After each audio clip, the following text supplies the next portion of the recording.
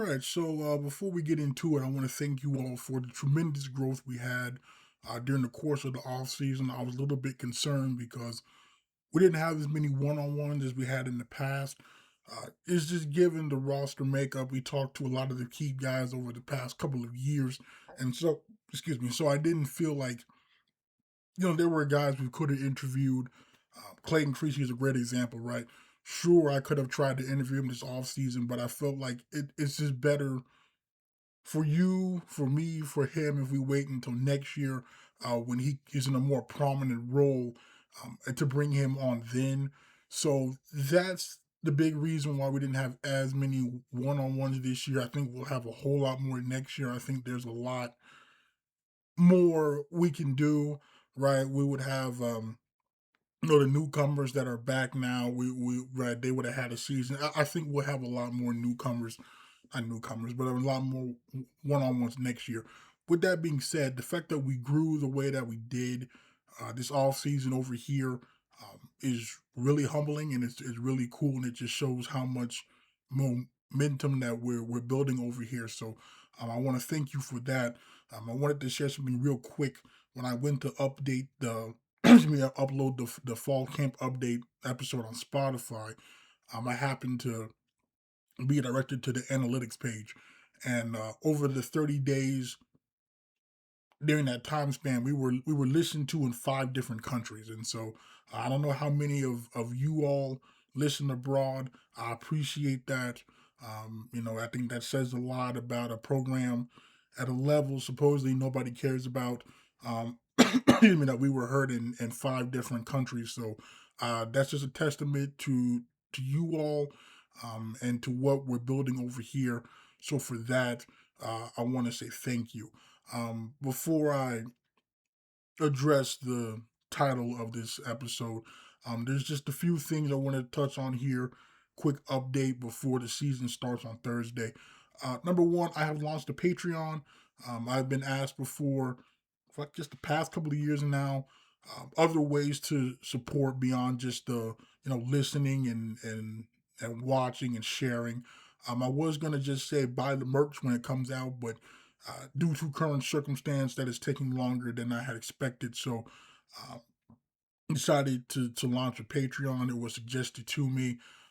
When I put out the feelers, there was some positive reaction to it. So there was a poll that was up. I made a community post about it. There was a poll that was up for roughly a week. It ended yesterday with some ideas. There was a comment section for people to leave their ideas as well. I will look at that poll now that it's closed. Look at the feedback. Look at what got the most votes and create my tiers off of that. It'll probably be 2 or 3 tiers, definitely no more than 3 tiers. It's just another way to support, like I said in that post, whatever we get, whatever I get from that will go back into the podcast. So it'll go towards the monthly RSS feed, which is how it stays on Spotify. It'll go towards the Filmora X editing software, Adobe, StreamYard, and whatever we have after that will go to towards the merch as well. So whatever we get from that will be invested back into it. We could be close to self-sustaining. We don't have a lot of overhead over here. I keep a pretty minimalist approach to it, and it's worked greatly. So whatever we get over there, we'll just uh, go back into it, and whatever extra we have after though that's taken care of, I'll save and stack, and like I said, we can put that towards merch, and get that out there because I already know I'm partnering with brother Adam Francisco on that. Um, this current situation, it kind of put a damper on that for the time being. But for those that are interested in the Patreon, the link for that is below in the description here. There will be some perks there. You'll probably be able to watch videos a day earlier, so you can have your name at the what's called a credit section. Your name at the end. I got to come up with some kind of uh, clever tier names. That's going to be, I feel like, a hard part. But if you wish to go that route, that link is below. But by all means, do not feel like you have to. Your support, your likes, your views, your sharing, it is more than enough because it is helping getting the word out and is helping us grow, which in turn is putting much needed eyes on the men in that locker room. Now, I don't know. I can't remember if I've said this here since or not, but Dante McGee will not be rejoining us this upcoming season. I appreciate Dante last season. It was definitely a blast. So, as you know, that was a big part of the weekly show live stream that was on Wednesdays. So, my thought process originally was going to be we just wouldn't have it because I don't know how what the point would be necessarily of me going live alone on Wednesday when I would have shared my thoughts on that Sunday's weekly episode. Um, but hearing from some people, and that's why I always say, those of you that um, do see me, if you're at the games or you DM or email, Discord, whatever it is, please, like I am all for ideas. We are a community here. No idea is a bad idea. I consider each and everything, but people do enjoy the streams, and so I'm trying to find a way to keep that going because I also like having something midweek, right? Because you get the weekly episode on Spotify on Sunday, you get the highlights on Monday, and then we had the streams on Wednesday, and that was good enough because Thursday through Sunday, obviously, you got high school, college, and NFL. So that felt like that was just a good way to get us consistent content there during the lull between games, between the weeks of the football season. So my thoughts on this, and feel free to leave comments, share your thoughts as well on this. Is we do, if you recall the last weekly show where we had Montrell Lee on that first hour, my thought is to do something similar to that, right? Like, say, for example, Dev Matthews runs for 200 yards and 3 touchdowns in a game, right? My thought process is reach out to Dev, either say it's a home game, I catch him after the game, ask him if he's interested in coming on, or excuse me, shooting a DM or whatever it might be, and we get on a stream, maybe 30 minutes, 45 minutes, whatever.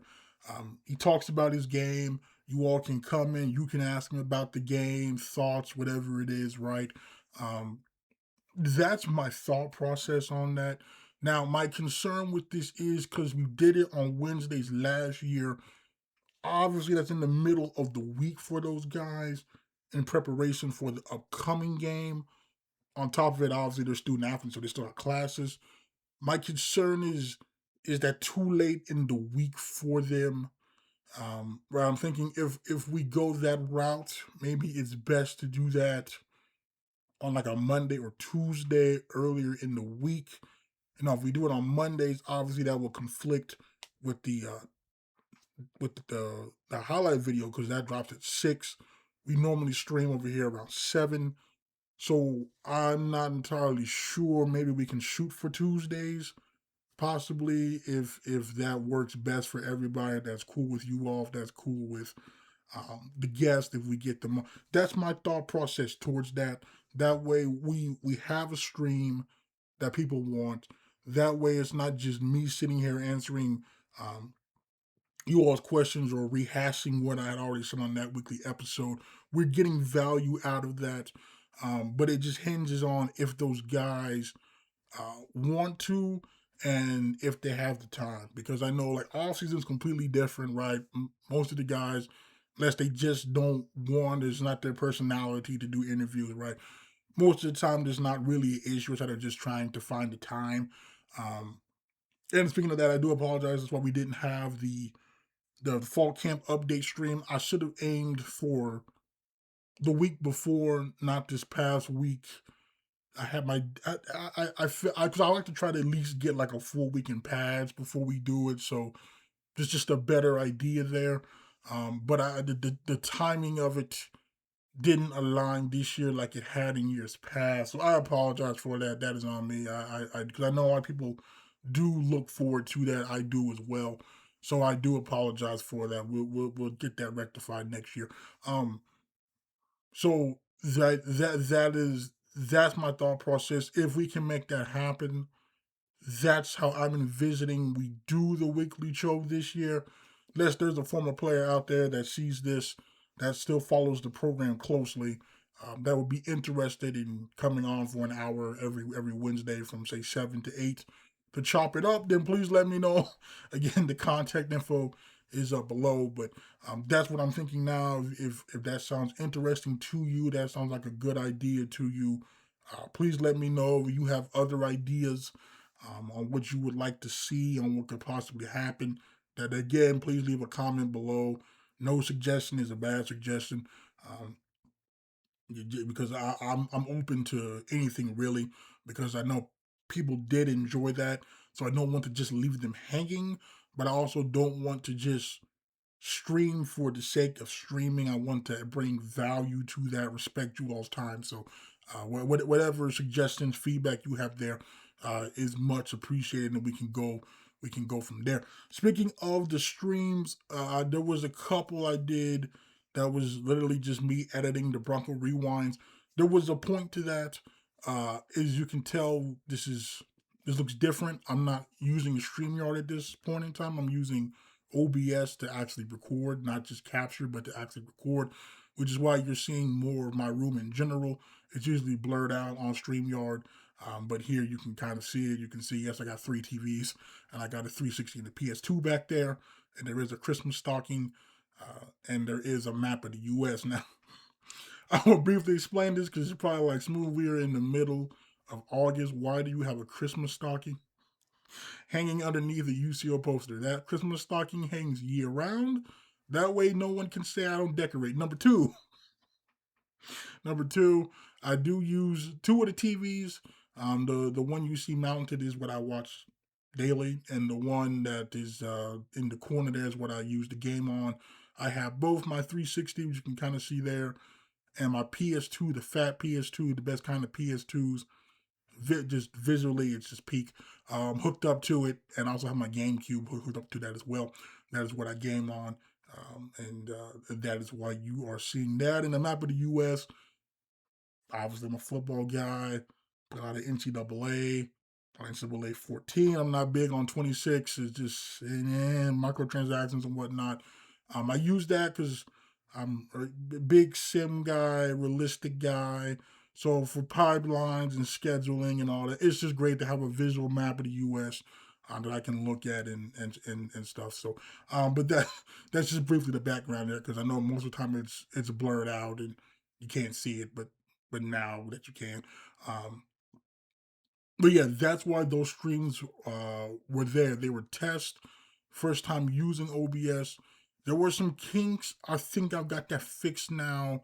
I think I've got the proper rate I need to stream at for the internet that I have. That was the biggest problem, was trying to get that dialed in. So if we did do the streams this year, I mean, those would still be through StreamYard, but like there's other things we could do, um, such as that. Like I would seriously, I would like to, on a serious note, at some point do that though. Like just go live while I'm editing, just chill, talk, whatever. Also, shout out to Ian Nickel. I know last year he did some watch alongs with some NFL games. I was gonna bring that idea to the forefront too for Thursday. For those that are making the trip to Fort Worth, if you are interested, I could go live at say 5:45, and we could chill and watch the game together. Now, obviously, I couldn't show the game because I don't want to risk copyright and all that fun stuff. I would have the game on my second screen, right? You all would have the game pulled up wherever you are, but we could just watch it together, talk, share feedback, share thoughts.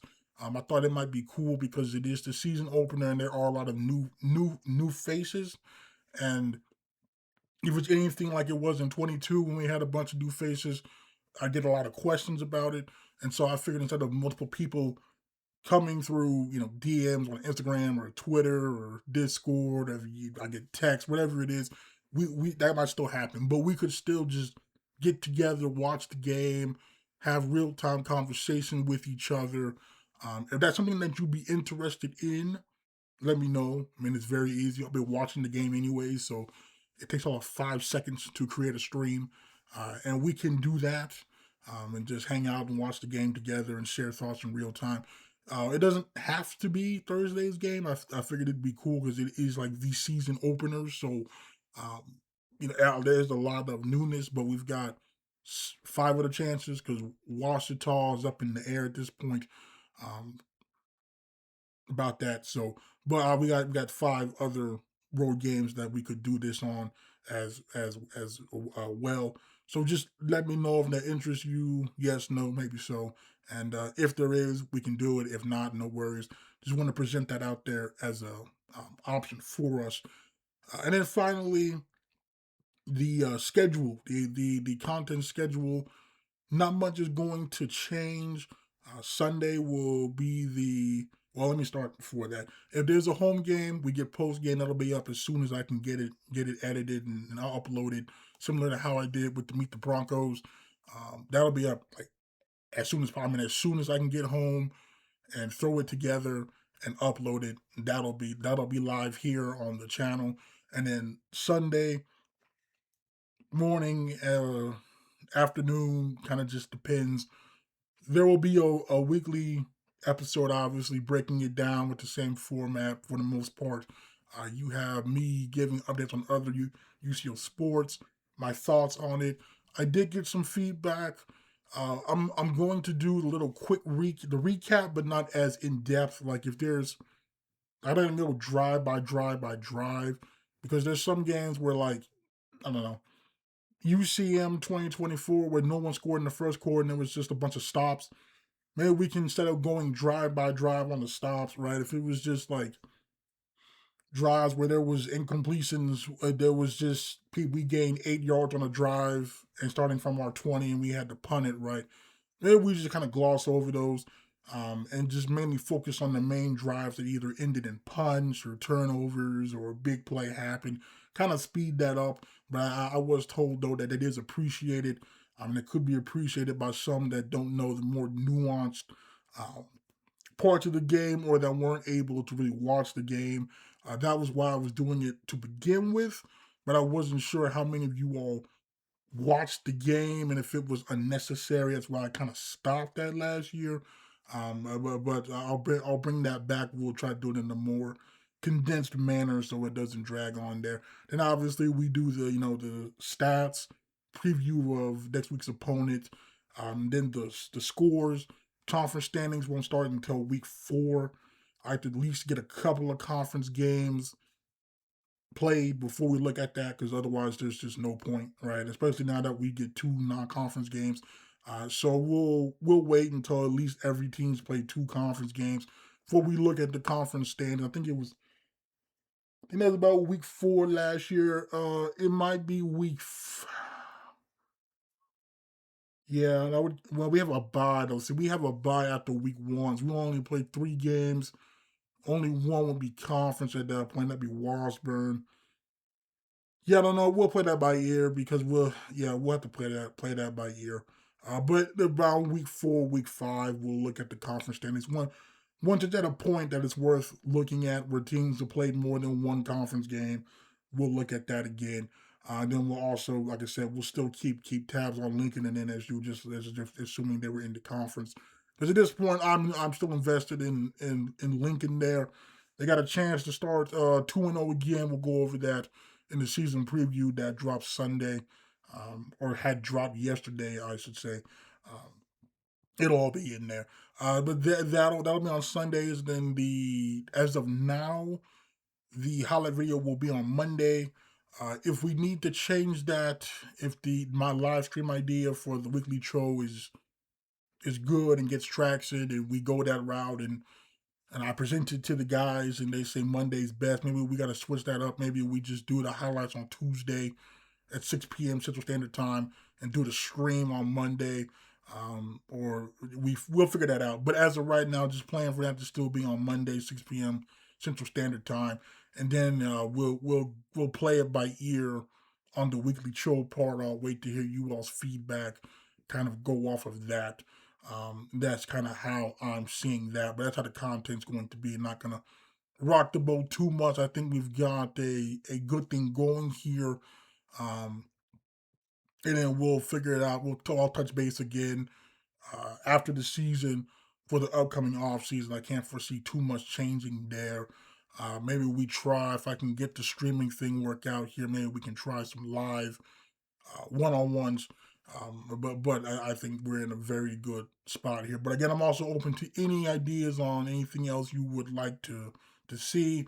Again, we're a community here. No idea is a bad idea. So please leave a comment below if you think you have anything that you would like to see or think would help improve what we're already doing here because some great ideas have come from you all, and obviously you all are a driving force behind this. So whatever input you have, I'm all ears. So let's wrap it up here with the title of the video, explaining my why. So I get asked a lot, Smooth, why do you do this? Why do you specifically cover these guys? You could cover somebody else, you get more views. It's kind of a complicated answer. It's really a three-pronged answer. Number one, I always say, is the people. It's really easy to do this when you really like who you're covering. The players, the coaches, you all, the fans, the parents, alumni, opposing coaches, opposing media, uh, other media in this space. It's just really great people. That's why I get to the game super early now because I enjoy talking to not only guys like Mr. John Fitzgerald, right, but the other SIDs that come that have been in the MIAA for 10, 15, 20 years, just a wealth of knowledge, just fantastic stories, right? And just pick up any tidbits that I can. I always said before, when the Emporia guy came the past couple of years, and he was talking about when Jerry Kill was there. I'm a big Jerry Kill guy, so like hearing those stories is super cool to me. At the end of the day, we have a cool name for ourselves. We call ourselves sports junkies, but at the end of the day, we're still nerds, right? We just happen to be nerds about something that's considered cool. I geek out on that kind of stuff. So the people are great. That was the coolest part of media day. Was just getting together with those people that you sometimes see, you sometimes don't, and just shooting the breeze. I mean, I can't say enough. And then obviously, the coaches, the men in that locker room, you all. Um, Makes it super duper easy. So that's number one is the people. Number two is because it's critically important. I didn't really realize that until the past couple of years. Not just because it was verbalized to me from our guys and other people in the conference, other people in the D2 space, but just seeing it myself, especially 24, the way that we didn't get the coverage that we should have from the majority of places that should have been covering us, right? So, seeing that it just reiterates the fact that sure, obviously reach could be bigger if I covered the team in Norman or the team in Stillwater, right? But at that point, it's not the same because I just, with the exception of the former Chos that are playing for those schools, I don't care. I'm just gonna be honest with you, I really don't. Dude. If they want to lose, I truly don't, right? So it's like so it is because it's important. The guys deserve coverage. Um, they're talented individuals. They're great individuals. They're great players. They deserve coverage too. This is a high level of football. People that give it a chance tend to come back. So I think that's just another reason too because because it is important and seeing it and hearing it and realizing the impact of it. I couldn't, in good conscience, especially if I still have the passion for it and the drive for it to just stop. I couldn't do that. That wouldn't be completing the mission, right? At this point, it's like I got to leave it better than I found it. And if I stop now, am I really doing that? Not really. I mean, from a standpoint of like, yes, there's significantly more people on the sidelines that are media members than when I started, but it's they're not they're not me. They're like videographers, which it's just great. Don't get me wrong, it's truly great. But like in terms of actual uh, print, uh, podcasting, the media, that kind of stuff, um, not yet. So like I said, as long as that drive is there, as long as the passion is there, uh, we're gonna keep chugging along here as long as you guys are rocking with me and liking what you're getting and supporting us. We're gonna keep on rocking and rolling. But I think the third and probably just the biggest thing, um, and I think anybody that is heavily invested in football, a lot of you all are parents, obviously, all the hours you all put in on the road and stuff. I just really love it. Like I really love the game of football. I really love the lessons that the game teaches you. Um, I always say like the greatest. It's for like Fridays and Saturdays during football season is like I'm a kid in Christmas. Fridays is Christmas Eve because you get high school, and obviously that feeds into us. So it's like the appetizer, right? It's like how you keep asking your parents, hey, can we open a present? Or you can open up one present to hold you over, right? It's kind of like that. But you wake up that next day, wake up on Saturday, and like I said, it's a kid at Christmas feeling. I don't care. I could go to sleep dead tired at like, I don't know, 5 a.m. I'm up at 11 a.m. at the latest automatically because that's when the first game start here, Central Standard Time. Right. And like I say, you just feel like a kid at Christmas. Um the game has given me so much. It's allowed me to meet people that I never would have dreamed of meeting. It's helped build relationships. It's helped teach lessons. It's done a lot. It's helped me grow as a person, helped me get out of my shell. Um, but yeah, I mean, I love it. I mean, there's no other way you could rationally explain to people. And when if you listen to the Ian and Gerald episodes, right? It's like if you explain this to a person that doesn't love it, they might question your sanity, right? Because you're spending a lot of time, a lot of hours on weekends doing this, right? You miss events, you miss sleep, right? So sometimes sometimes eating habits aren't the best, but but you do it because you love it. I mean, that at the end of the day is really why I do it. As someone that's a self-proclaimed football junkie, like you have football, I will travel type of person. Um, I think the best way I can say this is I remember distinctly the first football game I ever saw in person. It was 2007. Shout out to my man Eddie, been friends since pre-K. He invited me to a OU game. It was OU versus Utah State. I still remember this as clear as day. 19 years later, which is it's just crazy time is in the losing. I will stand by this because that's wild. I remember this as clear as day. I remember the exact meal I had roughly an hour before my mom left to take me to his house. I had a bacon sandwich, white bread from Aldi, Borden cheese slice, 3 pieces of Hormel bacon cooked in the oven at 400 degrees, and a cream soda ice cream float. Cream soda S tier. I'll stay on that too. And I think Michigan was. I feel like Michigan was playing on TV, and I remember looking out the window. The best I could describe how I was feeling. I don't know. Those of you out here that are married or dating, Whatever nerves you felt on your first date or when you popped the question is probably how I felt looking out that window. Looking out that window. Because it's just, and I remember, I remember that car ride.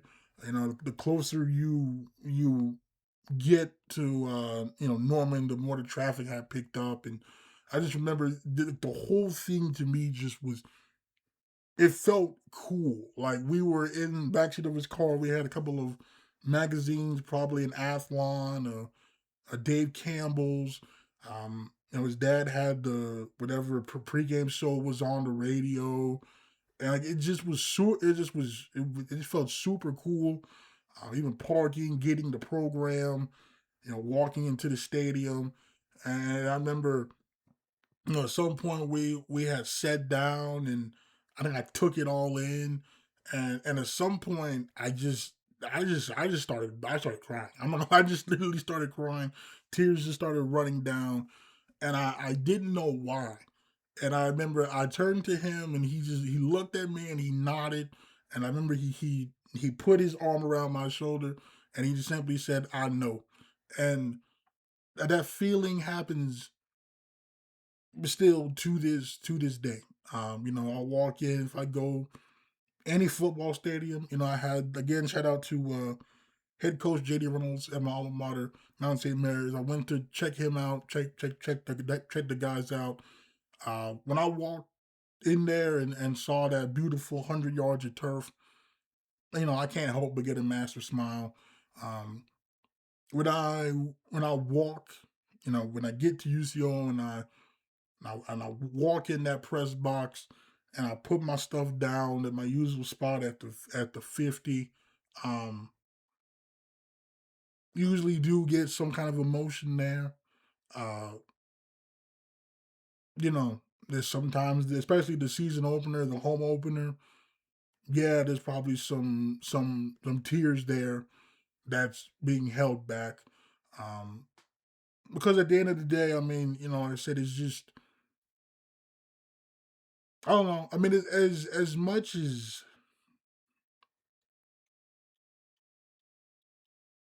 hmm, I don't know how to explain this. Like as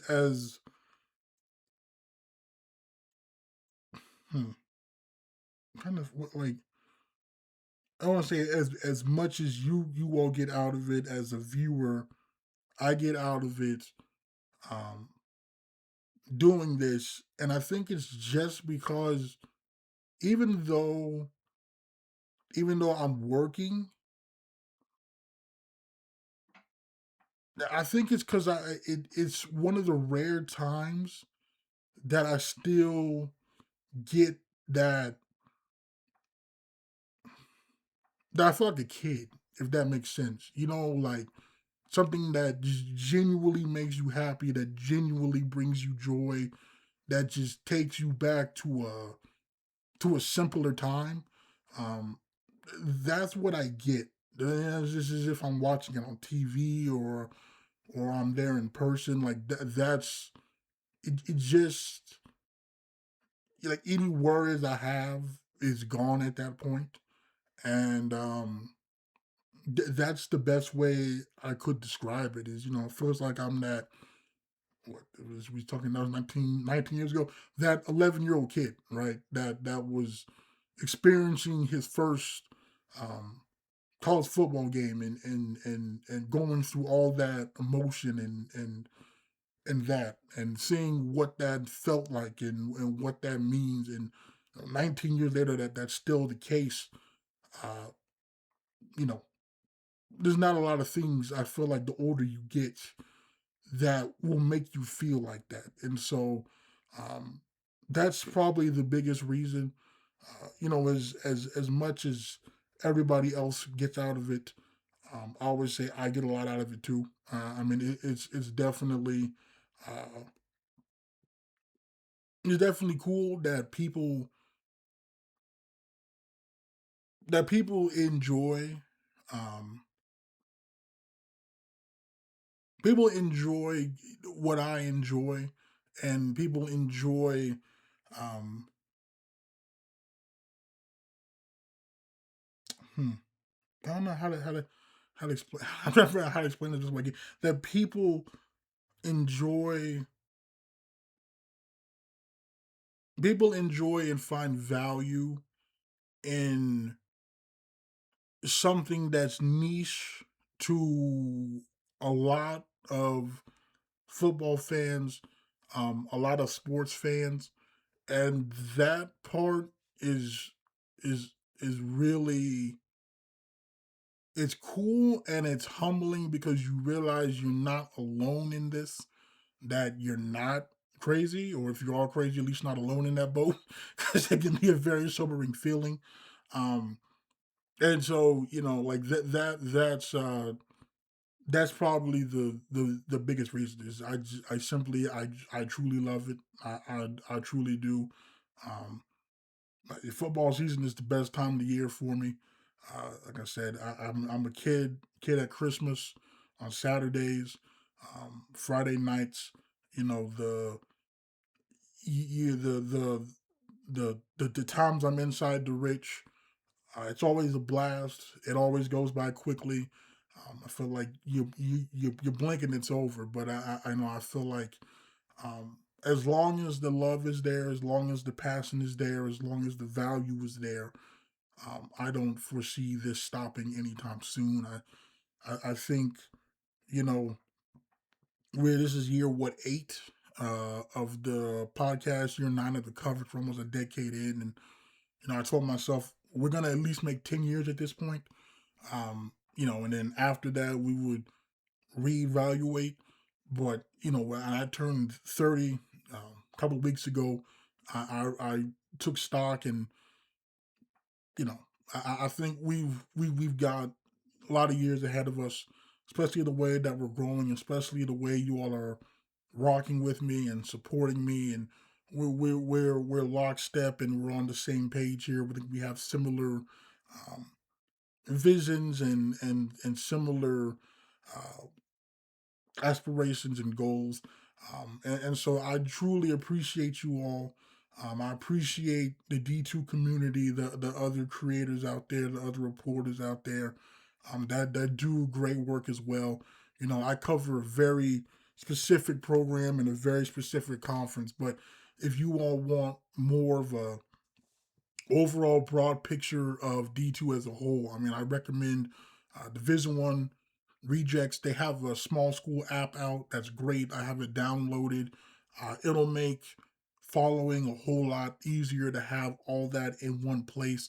The guys at J2D2 do a great job. Jeremiah Horn and company there. You've got D2 Spotlight does a great job as well. You've got 46 Sports. They cover a lot in the state. I'm talking like they cover the other D2s. They cover the NAIA programs, the JUCO programs. It's just the basketball league team in Potawatomi. Hey, there's a lot. There's the guy from St.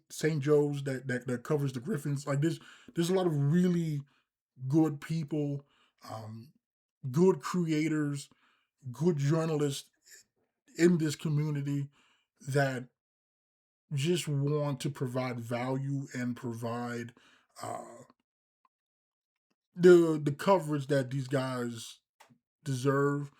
And every time I talk to them, if there is an ego, we must do a hell of a job of hiding it, because I mean, you talk about guys that are willing to help and support and everything. So when you combine that, I'm not going anywhere. So I appreciate you all for rocking with me as long as you have. I hope you continue to rock with me. I'm looking forward to making this another great season. I think we have another fun season in store, and I'm sure we'll look back on this 11, 12 weeks from now and wondering where the time went. Because the season, as much as it is a grind, I feel like it flies by. But that's my why. That's what you can expect this season. Again, if you have any ideas, you like the suggestion I have for the weekly show, or the watch along stream, please let me know. As like I said, any other ideas or suggestions that you have, please leave them below. But again, I think we're in store for a great season, and I'm looking forward to bringing you all a lot of UCO content over the coming weeks. So until next time, my name is Jonathan Goodo, aka JG Smooth. I'll talk to you all later.